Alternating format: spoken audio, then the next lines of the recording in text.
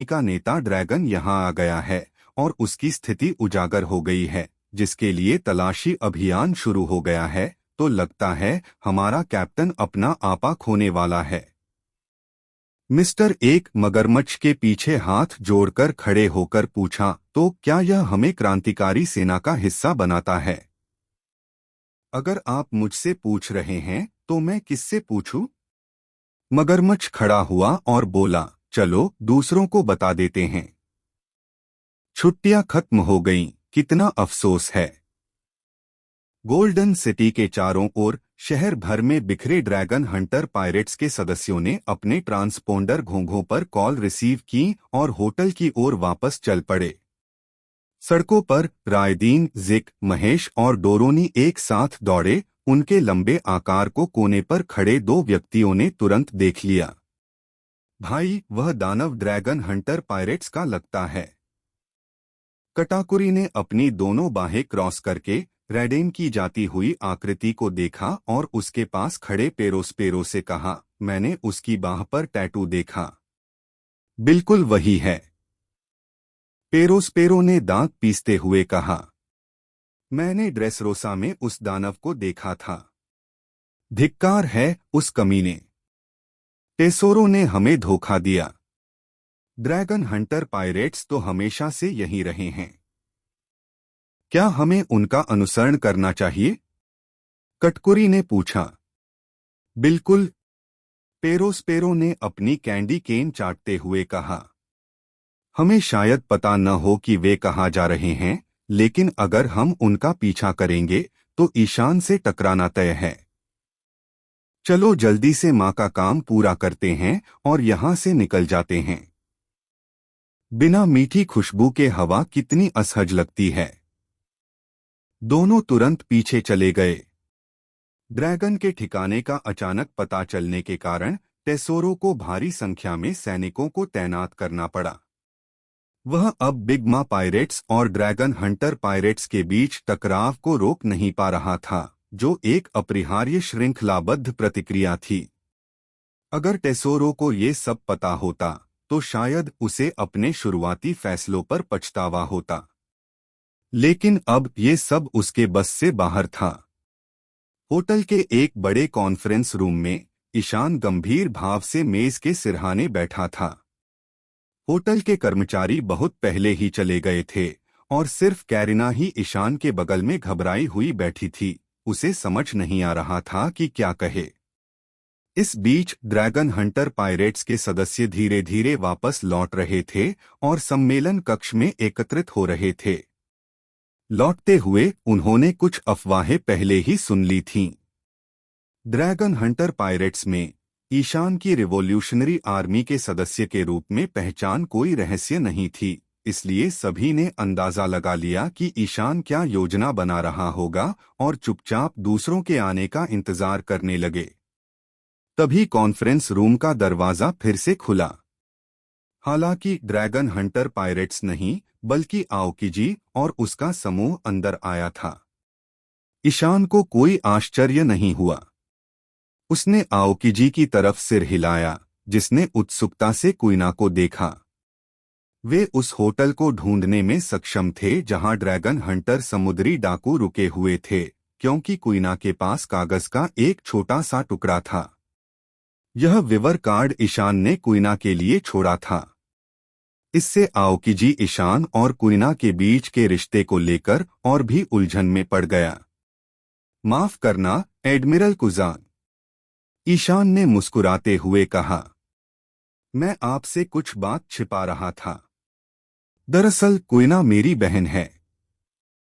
जैसे ही उसने यह बात कही, ईशान उसके पास आया और कुइना को गले लगा लिया। सूर्या का सिगार धड़ाम से जमीन पर गिरा और उसने दांत पीसते हुए कहा, धिक्कार है। कोई आश्चर्य नहीं कि तुमने कुइना को बचाने के लिए युद्ध के मैदान में अपनी जान जोखिम में डाल दी। मुझे तो तभी शक हो गया था कि कुछ गड़बड़ है। ताशिगी भी सदमे में कुइना को देख रहा था, कुछ भी बोल पाने में असमर्थ था। आओकिजी ने अपना सिर हिलाया और ईशान से कहा, तुम दोनों ने इसे बहुत से लोगों से छुपाया। हमें माफ कर दीजिए, लेकिन यकीन मानिए, कुइना और मेरे कोई बुरे इरादे नहीं थे। ईशान मुस्कुराया और आओकी की तरफ देखा। स्वर्गीय ड्रैगन को मारने के बाद कुरिना बस इस बात से चिंतित थी कि मुझे गुप्त रूप से निशाना बनाया जाएगा। इसलिए वह नौसेना में शामिल हो गई, यह सोचकर कि अगर कुछ हुआ तो वह मुझे समय पर सूचित कर सकेगी। यह जानबूझकर तुमसे कुछ छिपाने के लिए नहीं था। तुम्हें मुझे पहले बताना चाहिए था। आओकी ने कुरिना से कहा। मुझे माफ करना, एडमिरल कुजान, कुरिना ने सिर नीचा करते हुए कहा। लेकिन बड़े भाई ईशान ही वो इंसान हैं जिन्होंने मेरे लिए बहुत कुछ त्याग किया है। मैं उनकी मदद के लिए कुछ भी कर सकता हूं। कुरिना की आंखों में दृढ़ निश्चय देखकर आओकी को समझ नहीं आया कि क्या कहे। वह बस ईशान की ओर मुड़ा और बोला, क्या तुम जानते हो कि अकैनु तुम्हें अपने हाथों से चीर देना चाहता है? अच्छा हुआ कि कुरिना इतनी समझदार थी कि मेरे साथ नौसेना छोड़कर चली गई। अगर उसके साथ तुम्हारे रिश्ते का खुलासा हो जाता तो अकैनु जरूर उसे निशाना बनाता। सच कहूं तो मुझे भी इसकी उम्मीद नहीं थी, ईशान ने आह भरी। मैंने पहले सोचा था कि अपने हाथों को अपंग करने के बाद वह फ्लीट एडमिरल के पद के लिए आपसे प्रतिस्पर्धा नहीं करेगा। अगर आप फ्लीट एडमिरल बन जाते तो मैंने कुइना को पत्र लिखकर यह भी सोचा था कि वह आपके पीछे चलकर नौसेना में सेवा करे। लेकिन किसने सोचा था कि आपको यह पद मिलेगा और कुछ ही दिनों में आपको पद से हटा दिया जाएगा। ईशान ने यह आखिरी बात जोर से तो नहीं कही, लेकिन फिर भी आओकी और भी निराश हो गया। वह अच्छी तरह जानता था कि ईशान क्या कहना चाह रहा है और उसके अंदर एक बार फिर से आक्रोश उमड़ पड़ा। हालांकि आओकी आमतौर पर शांत स्वभाव के दिखते थे, लेकिन असल में उनके अपने आदर्श और महत्वाकांक्षाएं थीं। हालांकि विश्व सरकार और अकैनु ने उन सपनों को कुचल दिया था। यह देखकर कि आओकी की अभिव्यक्ति गहरी होती जा रही थी, ईशान ने विषय बदलने का फैसला किया और पूछा, अब आपकी क्या योजना है? आओकी ने सूर्या और उसके पीछे खड़े अन्य लोगों की ओर देखा और कहा, अगर मैं अकेला होता तो कोई बात नहीं, लेकिन मुझे उम्मीद नहीं थी कि सूर्या और अन्य लोग मेरे पीछे आएंगे। सूर्या ने बिना कुछ बोले अपनी दोनों बाहें पार कर लीं और ताशिगी ने अपना चश्मा ठीक किया, उसकी आंखें दृढ़ थीं। ईशान मुस्कुराया और बोला, क्या तुमने कभी मरीन बने रहने के बारे में सोचा है? तुम्हारा क्या मतलब है? आओकी हैरान था। एक नई मरीन फोर्स? ईशान ने उंगलियों पर गिनते हुए समझाया। देखिए, आप मूल रूप से एक मरीन एडमिरल थे और कुछ दिनों तक फ्लीट एडमिरल के रूप में भी कार्यरत रहे। आपके संपर्क और एक मजबूत आधार है। सूर्या, कुइना, ताशिगी और आपके साथ गए अन्य अधिकारी, वे आपकी नई मरीन फोर्स का आधार बन सकते हैं। इसके अलावा आपके पुराने अधीनस्थ दुनिया भर में फैले हुए हैं। अपने प्रभाव से आप आसानी से एक नया मरीन गुट स्थापित कर सकते हैं। मैं ऐसा क्यों करूंगा? आओकी ने व्यंग्य किया। यह मरीन को कमजोर करना है, उनकी शक्ति को बांटना है। क्या तुम्हें लगता है कि मैं इसे समझ नहीं सकता? ईशान ने सिर हिलाया और कहा, आप गलत हैं। यह विभाजन नहीं है, यह एक बीज को संरक्षित करना है। आपको यह तो समझ ही गया होगा कि मरीन की मूल स्वतंत्रता लुप्त हो चुकी है। वे धीरे धीरे विश्व सरकार के शासन का एक साधन बनते जा रहे हैं। ऐसे में मरीन की न्याय भावना बहुत पहले ही लुप्त हो चुकी है। अगर ऐसा ही चलता रहा तो मरीन को भारी समस्याओं का सामना करना पड़ेगा। भविष्य में मरीन की प्रतिष्ठा को पूरी तरह से नष्ट होने देने के बजाय बेहतर होगा कि अभी से समान विचारधारा वाले लोगों को इकट्ठा किया जाए और न्याय के कुछ बीज संरक्षित किए जाएं। इस दुनिया को अभी भी मरीन की जरूरत है। मुझे लगा था कि तुमने मुझे अपने समुद्री डाकू दल में भर्ती करने के लिए लिखा है। आओकी जी ने भावशून्यता से कहा। मुझे उम्मीद नहीं थी कि तुम ऐसा कहोगे। ईशान ने हाथ फैलाकर कहा, हाँ मैं चाहता था। लेकिन क्या तुम शामिल होगे? अगर मैंने ऐसा पूछा तो यह सचमुच तुम्हारा अपमान होगा। आओकी जी चुप हो गए। उन्होंने ईशान को गौर से देखा और पाया कि उसके हाव भाव सच्चे थे। ये शब्द साफ दिल से निकले थे और आओकी जी को मिलीजुली भावनाओं से भर दिया। उन्होंने कभी भी ऐसे व्यक्ति से ऐसे हृदयस्पर्शी शब्द सुनने की उम्मीद नहीं की थी जो कई बार उनका दुश्मन रह चुका था। आओकी जी ने सिर हिलाते हुए कहा, इस पर बाद में बात करते हैं। ईशान, मुझे अभी तुम्हारी मदद चाहिए। टेसोरो और विश्व सरकार क्रांतिकारी नेता ड्रैगन का पीछा कर रहे हैं। इसे रोकना होगा। ईशान हक्का बक्का रह गया। उसे उम्मीद नहीं थी कि आओकी जी पहले ड्रैगन की स्थिति का जिक्र करेंगे। जैसे ही ईशान बोलने वाला था, कॉन्फ्रेंस रूम के दरवाजे फिर से खुल गए। पेरोस्पेरो और काटाकुरी अंदर आए। जैसे ही पेरोस्पेरो और काटाकुरी ने आओकी जी को देखा, वे साफ तौर पर हैरान रह गए। हालांकि पेरोस्पेरो ने तुरंत अपना संयम संभाला और व्यंग्यात्मक लहजे में कहा, आहा, आदरणीय एडमिरल आओकी जी को यहाँ एक समुद्री डाकू के साथ आराम से बातचीत करते देखकर कितना आश्चर्य हुआ। बाहर निकलो। तुम्हें अंदर किसने आने दिया? ईशान ने ठंडे स्वर में कहा। ड्रैगन हंटर पायरेट्स के सदस्य तुरंत उठ खड़े हुए और अपने हथियार निकालने के लिए तैयार हो गए तथा दोनों घुसपैठियों को घूरने लगे। पेरोस्पेरो अपना ताना मारना ही चाहता था कि कटाकुरी ने उसे रोक दिया। कटाकुरी ने ईशान को परखते हुए कहा, गलत मत समझो। हमारा दखल देने का कोई इरादा नहीं था। दरअसल हम यहाँ माँ की तरफ से हैं। ईशान, यह चाय पार्टी का निमंत्रण है जो माँ ने हमें तुम्हारे पास पहुँचाने के लिए कहा था। ऐसा कहकर कटकुरी आगे बढ़े और ईशान की उत्सुक निगाहों के सामने उनके सामने मेज पर एक निमंत्रण पत्र रख दिया। क्या तुम्हें यकीन है कि तुम गलत नहीं हो? ईशान ने अविश्वास से मेज पर रखे चाय पार्टी के निमंत्रण को देखा, अपनी नाक की ओर इशारा करते हुए कटकुरी से पूछा, बड़ी माँ की चाय पार्टी मुझे आमंत्रित कर रही हैं?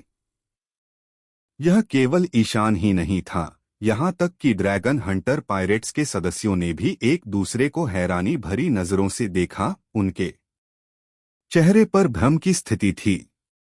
नई दुनिया में रहते हुए सभी ने बड़ी माँ की चाय पार्टियों के बारे में सुना था। 4 सम्राटों में से एक होने के नाते वह ये चाय पार्टियां अक्सर आयोजित नहीं करती थीं। ये केवल महत्वपूर्ण अवसरों पर ही आयोजित की जाती थीं क्योंकि ये चाय पार्टियां बड़ी माँ के लिए बहुत महत्वपूर्ण लगती थीं। इस प्रकार बिग माँ की चाय पार्टियां काफी मशहूर थीं। हर बार जब वह कोई चाय पार्टी आयोजित करती तो कई हाई प्रोफाइल लोगों को आमंत्रित करती, जिनमें से लगभग सभी अंडरवर्ल्ड के बड़े लोग होते थे। उनकी चाय पार्टियों को अंधेरी दुनिया में उच्च समाज की सभाएं माना जाता था, जिनसे कुछ समुद्री डाकू और आपराधिक समूह ईर्ष्या करते थे। हालांकि बिग माँ की चाय पार्टियों से भी लोग डरते थे। बिग माँ को अनुपस्थित लोगों से नफरत थी। अगर किसी को निमंत्रण मिला हो और वह आना न चाहे तो उसके रिश्तेदारों और दोस्तों को तकलीफ हो सकती थी। बिग माँ के समुद्री डाकू उन्हें मजबूर करने के लिए हर संभव कोशिश करते थे। जो लोग बिग माँ पायरेट्स के करीब जाना चाहते थे और उनसे दोस्ती करना चाहते थे, उनके लिए चाय पार्टी का निमंत्रण एक सम्मान की बात थी। लेकिन जो लोग उनसे दूरी बनाए रखना चाहते थे, उनके लिए यह एक बहुत बड़ा बोझ और एक बड़ा डर था। यह जानकर ड्रैगन हंटर पायरेट्स के सदस्यों को यह अविश्वसनीय लगा कि उनके कप्तान ईशान को ऐसा निमंत्रण मिलेगा। अगर इसे ठीक से नहीं संभाला गया तो यह एक बड़ी समस्या बन सकती थी। ईशान के संदेह का सामना करते हुए पेरोस्पेरो और काटाकुरी दोनों ने गंभीरता से सिर हिलाया और पुष्टि की कि यह निमंत्रण वास्तव में ईशान के लिए था। ईशान ने भौहें सिकोड़ी और मेज से निमंत्रण पत्र उठा लिया। यह एक सफेद लिफाफा था जिस पर लाल मोम से बिग्मा पायरेट्स की मुहर लगी थी। उसे खोलने पर उसे एक पोस्ट कार्ड मिला जो देखने में किसी बच्चे द्वारा बनाया गया लग रहा था। उस पर एक सर्पिलाकार सूरज, पक्षी और मेज के चारों ओर एकत्रित कुछ छड़ीनुमा आकृतियां दिखाई दे रही थीं, जो किसी सभा का संकेत दे रही थीं। चित्र के बगल में कुछ टेढ़ी मेढ़ी पंक्तियों में लिखा था कि किसे आमंत्रित किया गया है, चाय पार्टी का समय और स्थान क्या है। पोस्टकार्ड पर चित्र देखकर ईशान लगभग हंस पड़ा। यह क्या था? क्या यह पोस्टकार्ड बड़ी माँ ने खुद बनाया होगा? पेरोस्पेरो और काटाकुरी दोनों के चेहरे पर शर्मिंदगी थी जब उन्होंने देखा कि ईशान पोस्टकार्ड को हैरानी भरे चेहरे से देख रहा है। ईशान का अंदाजा सही था। चाय पार्टी की अहमियत को देखते हुए हर आधिकारिक निमंत्रण खुद बड़ी माँ चारुलता लिनलिन ने खुद तैयार किया था। हालांकि उनकी कला शैली। खैर, मान लीजिए कि इस निमंत्रण को देखने वाला कोई भी यह नहीं सोचेगा कि यह 4 सम्राटों में से किसी एक की तरफ से आया है। वे इसे किसी किंडरगार्टन के बच्चे की शरारत भी समझ सकते हैं। निमंत्रण पर एक नजर डालने के बाद ईशान ने उसे लिफाफे में वापस रख दिया और कटकुरी की ओर फेंकते हुए कहा, मुझे माफ करना, लेकिन कृपया निमंत्रण के लिए बड़ी माँ का शुक्रिया अदा करें। दुर्भाग्य से मैं सचमुच आने के लिए समय नहीं निकाल पा रहा हूँ। कटकुरी ने निमंत्रण पकड़ा और कहा, इतनी जल्दी मना मत करो। तुम्हें पता होना चाहिए कि माँ के निमंत्रण को अस्वीकार करने की बहुत बड़ी कीमत चुकानी पड़ती है। ईशान ने अपना सिर झुकाया और कटकुरी की ओर देखते हुए उत्सुकता से पूछा, क्या तुम मुझे धमकी दे रहे हो? वह जाहिर है हैरान था। उसे समझ नहीं आ रहा था कि बिग्मा पायरेट्स को उसे धमकाने का साहस और आत्मविश्वास कहाँ से मिला। ड्रैगन हंटर पायरेट्स नई दुनिया में कोई अनजान छोटी मोटी मछली नहीं थे। लगभग पूरी नई दुनिया गुप्त रूप से ड्रैगन हंटर पायरेट्स को हिडन एम्परर पायरेट्स कहती थी, जिसका मतलब था हिडन 5वां सम्राट। हर कोई सोच रहा था कि ड्रैगन हंटर पायरेट्स कब शीर्ष पर पहुंचेंगे। और नौसेना के साथ युद्ध के दौरान लाइव प्रसारण से पहले ही पुष्टि हो चुकी थी कि ड्रैगन हंटर पायरेट्स के 4 सम्राटों के 2 समुद्री डाकू दलों के साथ गहरे संबंध थे। व्हाइटबर्ड पायरेट्स का जिक्र करने की कोई जरूरत नहीं थी और यह स्पष्ट था कि रेड हेयर्ड पायरेट्स के भी ड्रैगन हंटर पायरेट्स के साथ अच्छे संबंध थे। ऐसे में क्या बिग माँ यह सोचकर पागल हो गईं कि वह उन्हें धमका सकती हैं? हालांकि ईशान को आश्चर्य हुआ जब कटकुरी ने कहा, यह आपके लिए कोई खतरा नहीं है, यह आप ही हैं जो बिग माँ पायरेट्स को धमकी दे रहे हैं। तुम्हारा क्या मतलब है? ईशान हैरान था। नई दुनिया विशाल है, कटकुरी ने हाथ फैलाकर कहा, लेकिन चाहे वह कितनी भी विशाल क्यों न हो, सीमित है। इसमें समुद्र के 4 सम्राट तो समा सकते हैं, लेकिन 5वां सम्राट नहीं। अब तुम और तुम्हारे ड्रैगन हंटर समुद्री डाकू इसके संकेत दे ही रहे हो। तुम्हारे उदय ने मौजूदा 4 सम्राटों की शक्ति को चुनौती दी है। हमने सचमुच तुम्हारे खतरे को महसूस किया है, लेकिन सच कहूं तो माँ अभी तुम्हारे साथ युद्ध नहीं करना चाहती। इसलिए यह निमंत्रण तुम्हें सिर्फ चाय पार्टी में शामिल होने के लिए नहीं कह रहा है, यह माँ की ओर से एक सद्भावनापूर्ण संकेत है। बेशक तुम मना कर सकते हो, लेकिन अगर तुम ऐसा करते हो तो इसे बड़ी माँ समुद्री डाकुओं की सद्भावना को ठुकराने के रूप में देखा जाएगा। आगे क्या होगा यह अनिश्चित है, लेकिन माँ एक बार कार्तिक के साथ मिलकर ड्रैगन हंटर समुद्री डाकुओं को एक संभावित खतरे के रूप में खत्म करने पर विचार कर सकती हैं। कटकुरी की बातों से ड्रैगन हंटर पायरेट्स के सदस्य लाल पड़ गए। अगर बिग मा पायरेट्स और बीस्ट्स पायरेट्स ने सचमुच ईशान के खिलाफ सेनाएं मिला ली तो कुजान आओकिजी को भी यह स्थिति बेहद खतरनाक लगी। दरअसल ड्रैगन हंटर पायरेट्स का उदय मौजूदा सत्ता संरचनाओं पर असर डालेगा। ईशान के व्हाइट बियर्ड पायरेट्स और रेड हेयर्ड पायरेट्स के साथ अच्छे संबंध थे, यानी उसके उदय से बिगमा पायरेट्स और बीस्ट्स पायरेट्स को सीधा खतरा था। योंको बनने वाला कोई भी व्यक्ति आसान प्रतिद्वंद्वी नहीं था। इस खतरे को भांपते हुए वे निस्संदेह ड्रैगन हंटर पायरेट्स को खत्म करने की हर संभव कोशिश करेंगे। खासकर व्हाइट बियर्ड जो इतना शक्तिशाली है, ईशान का समर्थन करता है, तो यह बिग मा और कार्तिक को एक साथ आने के लिए प्रेरित कर सकता है। एक छोटा सा बाल पूरे शरीर को झकझोर देता है। ईशान अब वो छोटा मोटा इनामी शिकारी नहीं रहा। उसके हर फैसले के गंभीर नतीजे होते।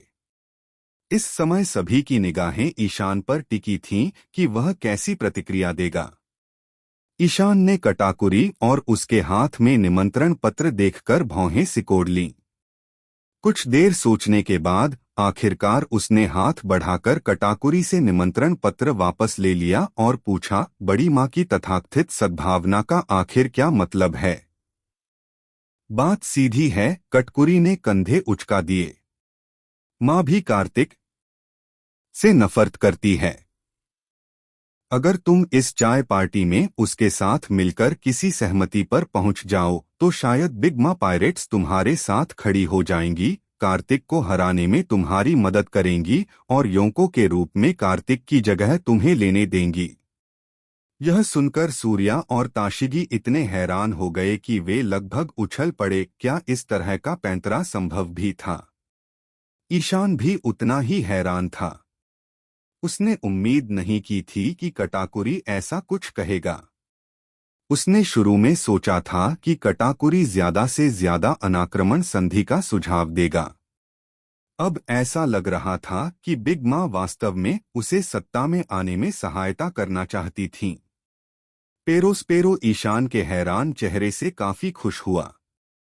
अपनी कैंडी केन चाटते हुए वह अजीब तरह से हंसा, इतना हैरान मत हो। हालांकि मुझे भी इस बात का बहुत दुख है कि तुमने ड्रेसरोसा में मेरी जान ले ली, लेकिन सच कहूँ तो यह तुम्हारे और मेरे बीच की एक निजी दुश्मनी है। बिग मा पायरेट्स से तुम्हारा कोई खास झगड़ा नहीं है। अगर माँ को तुममें कोई संभावना नजर आती है तो उनके बेटे होने के नाते मैं स्वाभाविक रूप से उनकी इच्छा पूरी करूंगा। ईशान ने उसे घूरा पर कुछ नहीं कहा और निमंत्रण मेज पर रख दिया। ठीक है, मैं अभी निमंत्रण अपने पास रखता हूं, इस पर विचार करूंगा। अब तुम जा सकते हो। पेरोस्पेरो ने सिर हिलाया। अगर ईशान ने निमंत्रण स्वीकार कर लिया तो यह उस पर निर्भर था कि वह आए या नहीं। उनका मिशन पूरा हो गया था और वे मां को रिपोर्ट कर सकते थे। हालांकि जैसे ही पेरोस्पेरो मुड़कर जाने वाला था, काटाकुरी ने अचानक उसे पकड़ लिया और कहा, एक मिनट रुको। और भी कुछ है क्या? ईशान ने भौहें चढ़ाते हुए पूछा। हमारे पास कुछ नहीं है, तुम्हारे पास कुछ है, कटाकुरी ने मुस्कुराते हुए जवाब दिया। उसका मुंह दुपट्टे के पीछे छिपा हुआ था, इसलिए उसके हाव भाव समझ में नहीं आ रहे थे। उसने पेरोस्पेरो को थाम लिया और ईशान से कहा, और यह बहुत बड़ी बात है। मुझे लगता है कि शायद हम तुम्हारे काम आए। पेरोस्पेरो पहले तो काटाकुरी के रुकने के निर्णय से हैरान था, लेकिन फिर उसे अपने भाई की योग्यताएं याद आ गईं। कटकुरी बिग मा का दूसरा बेटा होने के बावजूद संभवतः उनकी संतानों में सबसे शक्तिशाली था। 10570000000।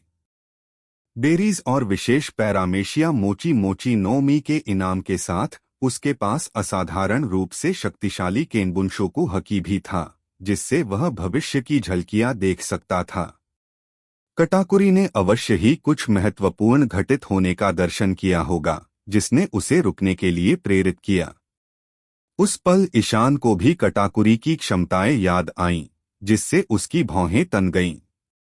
कुजान का ईशान से मदद मांगने का मकसद जाहिर तौर पर ड्रैगन को पकड़े जाने से बचाना था। उनकी आगे की बातचीत स्वाभाविक रूप से इसी मुद्दे पर केंद्रित होनी थी। अगर कटाकुरी ने वाकई भविष्य का यह हिस्सा देखा था, तो इसका मतलब था कि उसने उनके अगले कदम का पहले ही अंदाजा लगा लिया था। तो ईशान ने सीधे तौर पर उससे पूछा, क्या आप कार्रवाई में हिस्सा लेना चाहते हैं? बिल्कुल, कटाकुरी ने सिर हिलाया। आखिर हम समुद्री डाकू हैं। हम यह मौका कैसे छोड़ सकते हैं?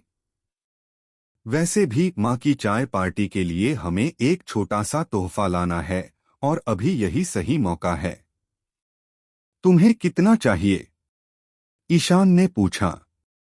कटकुरी ने एक उंगली उठाई। 10%। हमें 10% चाहिए। हालांकि ईशान ने अपना सिर हिलाया। बहुत ज्यादा। 5%। ठीक है। कटाकुरी ने तुरंत सहमति दे दी। उनकी बातचीत से बाकी सभी लोग हैरान रह गए। उन्हें यह रहस्यमय बातचीत समझ नहीं आई। आखिरकार नाना अपनी जिज्ञासा नहीं रोक पाईं और पूछ बैठीं, आखिर तुम ये 10% और 5% वाली बात क्या कर रहे हो? ईशान की प्रतिक्रिया चौंकाने वाली थी। हम गोल्डन सिटी को लूटने की बात कर रहे हैं। एक क्षण के लिए तो सभी लोग स्तब्ध रह गए। ईशान की योजना काफी दुस्साहसी थी, थोड़ी ज्यादा ही अजीब, जिसने कुजान आओकिजी को भी पल भर के लिए स्तब्ध कर दिया। गोल्डन सिटी लूट रहे हो? आखिर क्या सोच रहे हो? ईशान ने कंधे उचकाते हुए जवाब दिया, आइए एडमिरल कुजान, आप ही तो थे जिन्होंने कहा था कि हमें ड्रैगन को विश्व सरकार द्वारा पकड़े जाने से रोकने का कोई रास्ता ढूंढना होगा। ड्रैगन रिवॉल्यूशनरी आर्मी का नेता है। आप हमसे सीधे तौर पर उसे छुड़ाने की उम्मीद तो नहीं कर सकते, है ना? अगर हमने ऐसा किया, तो विश्व सरकार हमें रिवॉल्यूशनरी आर्मी का हिस्सा जरूर बता देगी। कुजान ने अपने माथे पर थपकी दी, यह समझते हुए कि ईशान की बात सही थी। हाँ, तुम सही कह रहे हो। अब जब टेसोरो ने विश्व सरकार के साथ गठबंधन कर लिया है और यह उसका क्षेत्र है, तो यह स्पष्ट है कि ड्रैगन को पकड़ने में वह एक महत्वपूर्ण भूमिका निभाएगा, ईशान ने समझाया। लेकिन अगर हम कोई बड़ा ध्यान भटका सकें, तो वह अपना ध्यान भटकाने के लिए मजबूर हो सकता है, जिससे उनके प्रयास विफल हो सकते हैं। इस तरह का अप्रत्यक्ष बचाव प्रत्यक्ष हस्तक्षेप से कहीं अधिक प्रभावी है। तो तुम गोल्डन सिटी लूटना चाहते हो? कुजान ने सोचा। यह टेसोरो का ध्यान आकर्षित करने का पक्का तरीका है। यह उसका अड्डा है। जब उसकी दौलत चोरी होगी, तो वह चुपचाप नहीं बैठेगा। सिर्फ मैं ही नहीं, हम सब। ईशान ने कुजान की तरफ इशारा किया। तुम्हें भी मदद करनी होगी। मैं? कुजान चौंक गया और अपनी ओर इशारा करते हुए बोला, मैं नौसेना का एडमिरल हूं। और तुम चाहते हो कि मैं समुद्री डाकुओं की डकैती में शामिल हो जाऊं? मजाक नहीं कर रहा। तुम इसी काम में मदद मांगने मेरे पास आए थे, है ना? क्या सोचा था कि तुम बिना उंगली उठाए बस आराम से बैठकर शो देखोगे? ईशान ने मजाक उड़ाया। और वैसे भी तुम एक पूर्व नौसेना एडमिरल हो। यह सुनकर रीजू और अन्य जानकार लोग लगभग हंस पड़े। ईशान बहुत चालाक था। जब उसे पता चला कि ड्रैगन को विश्व सरकार ने खोज लिया है, तो वह सबसे ज्यादा चिंतित था। फिर भी उसने कुजान पर सारा बोझ डाल दिया और अपनी नेकदिली से मदद करने का नाटक किया। कुजान को ईशान के क्रांतिकारी सेना से संबंध के बारे में पता नहीं था, इसलिए उसने सोचा कि ईशान उसके सम्मान में हस्तक्षेप कर रहा है। इसलिए जब ईशान ने कुजान से मदद मांगी तो कुजान मना नहीं कर सका। कुजान के द्वंद्वपूर्ण भाव को देखकर रीजू और अन्य लोगों के चेहरे पर अजीब सी मुस्कान आ गई, क्योंकि उन्हें पता था कि वह अंततः सहमत हो जाएगा। ईशान ने कुजान को प्रभावी ढंग से फंसा लिया था तथा एक पूर्व नौसेना एडमिरल के रूप में एक शीर्ष स्तरीय लड़ाकू विमान को मुफ्त में हासिल कर लिया था। जबकि ईशान और कुजान दोनों इस बात पर सहमत थे कि विश्व सरकार को ड्रैगन पर कब्जा नहीं करना चाहिए। ईशान की गुप्त रणनीति का मतलब था कि अगर कुजान को कभी ड्रैगन के साथ ईशान के सच्चे रिश्ते का पता चल गया तो वह निस्संदेह बहुत उत्तेजित हो जाएगा। हालांकि ईशान के स्पष्टीकरण से सभी को समझ में आ गया कि ईशान का इरादा टेसोरो और विश्व सरकार का ध्यान भटकाने के लिए एक बड़ा हंगामा खड़ा करना था, जिससे ड्रैगन को भागने का मौका मिल सके। अप्रत्यक्ष दृष्टिकोण की यह क्लासिक रणनीति ग्रैंड टेसोरो को लूटने की योजना के पीछे ईशान का असली इरादा था। हालांकि उसके साथियों को असली कहानी पता थी, लेकिन बाहरी लोगों को ईशान और ड्रैगन के बीच कोई संबंध नहीं दिख रहा था। किसी को नहीं पता था कि ईशान गुप्त रूप से रिवॉल्यूशनरी आर्मी का सदस्य था। ग्रैंड टेसोरो में ड्रैगन का दिखना एक संयोग मात्र था। ईशान को शक था कि ड्रैगन शायद उसे लेने आया है, लेकिन सीधे संपर्क के बिना वह निश्चित नहीं हो सकता था। ड्रैगन शायद किसी और वजह से आया हो। अब जब ड्रैगन की मौजूदगी का पता संयोग से चल गया था तो ईशान को ड्रैगन के साथ एक मौन समझौता बनाए रखना पड़ा और अपने रिश्ते को छिपाना पड़ा। सौभाग्य से न केवल कुजान उसके पास आया, बल्कि टेसोरो के रैंकों में घुसपैठ करने वाली खजाना चोर कैरिना ने भी उसे ढूंढ लिया। शुरू में ईशान का ग्रैंड टेसोरो को लूटने का कोई इरादा नहीं था। वह कोई पारंपरिक समुद्री डाकू नहीं था और आमतौर पर ऐसी गतिविधियों में शामिल नहीं होता था। इसके अलावा वह चाहता था कि उसके ड्रैगन हंटर समुद्री डाकू अपनी दुर्लभ छुट्टियों का आनंद लें और ग्रैंड टेसोरो में आराम करें। लेकिन योजनाओं में बदलाव के साथ तालमेल नहीं बैठ पा रहा था और अब ड्रैगन को उसकी मुश्किल से निकालने के लिए टेसोरो की बलि देना जरूरी हो गया था।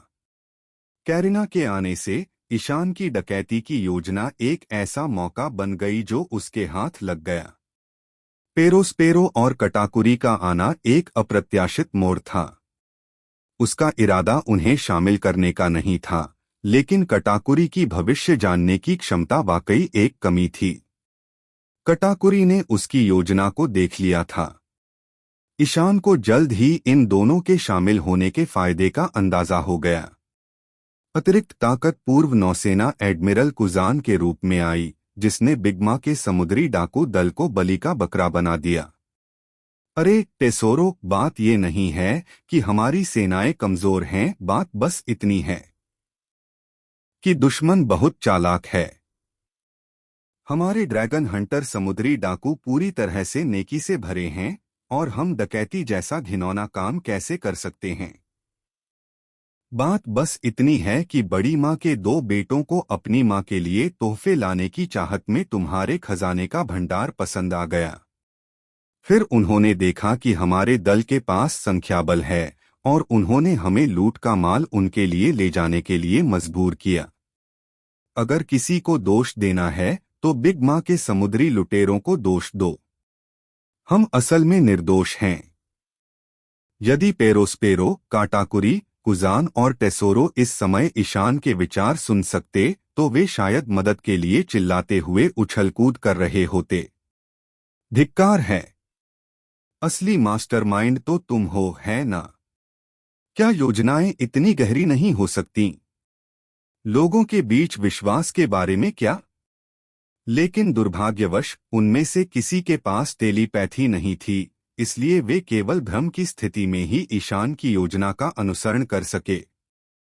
ड्रैगन हंटर पायरेट्स के सभी सदस्यों के लौट आने के बाद ईशान ने सबको इकट्ठा किया और चलने के लिए तैयार हो गया। उसने कैरिना को आगे चलने के लिए कहा। कैरिना पूरे समय पूरी तरह से हतप्रभ थी।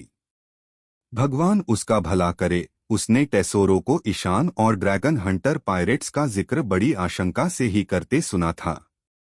इसलिए उसने ईशान से संपर्क करने के बारे में सोचा ताकि पता चल सके कि क्या वे सहयोग कर सकते हैं। लेकिन उसने कभी सोचा भी नहीं था कि उसकी मुलाकात एक पूर्व नौसेना एडमिरल और बिगमा पायरेट्स के सदस्यों से होगी। और अब इन असंबंधित लोगों का एक ही लक्ष्य था, टेसोरो को लूटना। मैं चोर हूं, चोर। कैरिना को झुंझलाहट का एहसास हुआ। मैं बस चुपचाप पैसे चुराना चाहता था, बिना किसी को पता चले। मैं इस बात को इतना बड़ा नहीं बनाना चाहता था। क्या योजना है? कैरिना को लगा जैसे वो किसी बड़ी मुसीबत में फंस गई है और उससे बाहर निकलने की कोशिश कर रही है। उसने ईशान से कहा, टेसोरो के खजाने पर कड़ी सुरक्षा है। तुम बिना किसी योजना के गोल्डन सिटी लूटना चाहते हो? ईशान ने कैरिना को अजीब नजरों से देखा, अपना सिर खुजलाया और अपने पास खड़े कुजान और कटाकुरी की ओर इशारा करते हुए कहा, क्या योजना है? क्या तुम्हें लगता है कि इन लोगों के समूह के साथ हमें खजाना लूटने की योजना की जरूरत है? हम बस अंदर घुस सकते हैं। अगर टेसोरो हमें रोक सके तो मैं खेती करने पर विचार करूंगा। तो ईशान ने कैरिना की ठुड्डी उठाई, उसे धीरे से हिलाया और मुस्कुराया, तुम्हें बस हमें टेसोरो के खजाने तक ले जाना है। कैरिना अवाक रह गई। उसे एहसास हुआ कि वह ईशान की बातों का विरोध नहीं कर सकती। हाँ, इस समूह की ताकत के सामने योजना की जरूरत किसे है? बस एक सीधा, क्रूर बल दृष्टिकोण। राघव चौहान ईशान की अचानक बनी डकैती की योजना पर हंसे बिना नहीं रह सका। मगरमच्छ बुदबुदाया, इसमें वाकई कोई हुनर नहीं है। इस पर एनेल, जो अपना खोया हुआ सोना वापस पाने के लिए बेताब था, ने उसे तिरस्कार भरी नजरों से देखा। ईशान के नेतृत्व में समूह एक भव्य जुलूस के साथ होटल से निकला। कैरिना के मार्गदर्शन में वे टेसोरो के छिपे हुए खजाने की ओर बढ़े। उस समय ईशान, जिसके एक ओर कुजान और दूसरी ओर काटाकुरी थे, स्वयं को अजय महसूस कर रहा था। इस बीच टेसोरो विश्व सरकार के अधिकारियों और सीपी खुफिया एजेंटों के एक समूह के साथ ड्रैगन का पता लगाने की कोशिश कर रहा था। सोने के फल के एक जागरूक उपयोगकर्ता के रूप में टेसोरो शहर के सारे सोने को भांप सकता था और उसका इस्तेमाल कर सकता था। ड्रैगन इस बात से अनजान था कि बंदरगाह पर बिखरी सोने की धूल में ऐसी क्षमताएं होती हैं, इसलिए टेसोरो ने उसकी गतिविधियों का पहले ही पता लगा लिया था। हे, इतिहास का सबसे जघन्य अपराधी, क्रांतिकारी ड्रैगन, अगर तुम मेरे हाथों में पड़ गए तो पूरी दुनिया स्वर्ण सम्राट टेसोरो का नाम जान जाएगी। जैसे ही टेसोरो इस विचार का आनंद ले रहा था, अचानक एक अजीब सी आशंका ने उसे घेर लिया। मैं वर्तमान में निम्नलिखित उपन्यासों का अनुवाद कर रहा हूँ। सुपर कार्ड सिस्टम, ब्रह्मांड का सर्वश्रेष्ठ उपन्यास। यदि आप मेरा समर्थन करना चाहते हैं और अधिक अध्याय पढ़ना चाहते हैं तो कृपया मेरे पैट्रेयो की सदस्यता लें। टेसोरो का खजाना गोल्डन सिटी की सबसे ऊंची इमारत में स्थित था। पूरी तरह से सोने से चमकती यह इमारत एक भुजा के आकार की थी, जिसकी तर्जनी आकाश की ओर इशारा कर रही थी। यह स्वर्ण नगरी की एक ऐतिहासिक संरचना थी और पूरे शहर के लिए केंद्रीय निगरानी केंद्र के रूप में भी काम करती थी। ऐसी प्रमुख इमारत को ढूंढना स्वाभाविक रूप से आसान था, लेकिन जैसा कि करीना ने बताया था, वहां कड़ी सुरक्षा व्यवस्था थी। इमारत के 500 मीटर के दायरे में कई हथियारबंद गार्ड तैनात थे, जो किसी भी अनधिकृत व्यक्ति को वहां आने से रोक रहे थे। जैसे ही ईशान और उसका बड़ा समूह वहां पहुंचा, उन्होंने तुरंत गार्डों का ध्यान अपनी ओर आकर्षित कर लिया। हालांकि ड्रैगन हंटर पायरेट्स को पहचानकर पहरेदारों को पता चल गया कि ये लोग लॉर्ड टेसोरो के मेहमान हैं। काले कपड़े पहने पहरेदारों का एक समूह उनके पास आया और विनम्रता से ईशान से बोला, सम्माननीय अतिथिगण, कृपया हमें क्षमा करें, लेकिन यह एक प्रतिबंधित क्षेत्र है और आम जनता के लिए खुला नहीं है। ईशान मुस्कुराया और पेरोस्पेरो की ओर देखने लगा। पेरोस्पेरो कुछ नाराज था। ईशान के चेहरे पर साफ दिख रहा था, वह चाहता था कि पेरोस्पेरो सबसे पहले कार्रवाई करे। बड़ी माँ के अलावा पेरोस्पेरो को पहले कभी किसी बाहरी व्यक्ति ने आदेश नहीं दिया था, जिससे स्वाभाविक रूप से वह थोड़ा नाराज हुआ। हालांकि चूंकि वह पहले ही ईशान के साथ समझौता कर चुका था, उसने अपनी नाराजगी दबा ली और सीधे कदम उठाया। सबकी निगाहों के सामने पेरोस्पेरो के पैर तरल पदार्थ की तरह घुल गए और जमीन पर मीठी खुशबू वाला एक चाशनी का तालाब बन गया। यह चाशनी तेजी से फैलकर टेसोरो के पहरेदारों की ओर बहने लगी। क्या? ये क्या है? पहरेदारों को एहसास हुआ कि कुछ गड़बड़ है और वे चाशनी से दूर भागने की कोशिश करने लगे, लेकिन बहुत देर हो चुकी थी। पेरोस्पेरो के नियंत्रण में चाशनी तुरंत पहरेदारों की टांगों पर चढ़ गई, जिंदा जानवरों की तरह उनके चारों ओर लिपट गई और तेजी से उन्हें मीठे तरल में लपेट लिया। पल भर में उनका स्वागत करने आए 15 पहरेदार चाशनी की एक परत में ढक गए। जैसे ही वे पूरी तरह से चाशनी में लिपट गए, चाशनी तेजी से ठंडी होकर सख्त हो गई। पहरेदार तुरंत गतिहीन हो गए। सख्त चाशनी स्टील के कवच जितनी मजबूत थी और चाहे वे कितनी भी कोशिश कर लें, वे 1 इंच भी हिल नहीं पा रहे थे। इसके अलावा पेरोस्पेरो बेहद निर्दयी था।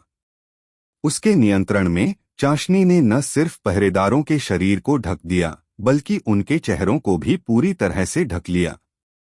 जैसे जैसे चाशनी सख्त होती गई, एक वायुरोधी मुखौटा बन गया। सांस न ले पाने वाले पहरेदारों ने डर के मारे चीखने की कोशिश की, लेकिन आवाज नहीं निकाल पाए और दम घुटने से उनकी मौत हो गई। इस दृश्य ने स्वाभाविक रूप से बाकी पहरेदारों का ध्यान खींचा। उन्हें तुरंत एहसास हुआ कि ये लोग मेहमान नहीं थे। जोर जोर से अतिरिक्त बल बुलाते हुए उन्होंने अपनी बंदूकों और मोर्टार से ईशान और उसके समूह पर गोलियां चला दीं। आओकिजी ने अपना सिर हिलाया, नीचे झुके और अपना हाथ जमीन पर दबाया। अगले ही पल जमीन से एक ठोस बर्फ की दीवार उठी, जो फैलकर एक विशाल क्षेत्र को घेरने लगी और सबको अपनी चपेट में ले लिया। बर्फ की दीवार पर गोलियां और गोले फटते रहे, जिससे आग और धुआं निकलता रहा, लेकिन वे बर्फ को एक कण भी नहीं हिला सके। इतना उच्च स्थायित्व! ईशान प्रशंसा में आओकिजी को अंगूठा दिखाने से खुद को रोक नहीं सका। तुम्हारी प्रशंसा की कोई आवश्यकता नहीं है, आओकिजी ने ईशान को चिढ़कर उत्तर दिया। वह बेवकूफ नहीं है। हालांकि उसे सही वजह समझ नहीं आ रही थी, फिर भी उसे यह एहसास हो रहा था कि ईशान ने उसे धोखा दिया है। अभी कुछ देर पहले ही वे एड वॉर के युद्ध क्षेत्र में एक दूसरे से लड़ रहे थे, और अब बिना किसी कारण के वह ईशान को एक जगह लूटने में मदद कर रहा था। किसी को भी लगेगा कि कुछ गड़बड़ है। हालांकि ईशान बस हंस दिया। चूंकि आओकिजी पहले ही कार्रवाई कर चुके थे, अब पीछे मुड़ने का कोई रास्ता नहीं था। बड़ी संख्या में पहरेदार टॉवर से बाहर निकलते रहे, लेकिन पेरोस्पेरो का सिरप ज्वार की तरह फैल गया और जो कोई भी बच नहीं सका, उसे मीठे खोल में लपेट दिया और उन्हें मीठी मूर्तियों में बदल दिया। इस भयावह दृश्य ने स्वाभाविक रूप से बाकी बचे पहरेदारों को डरा दिया।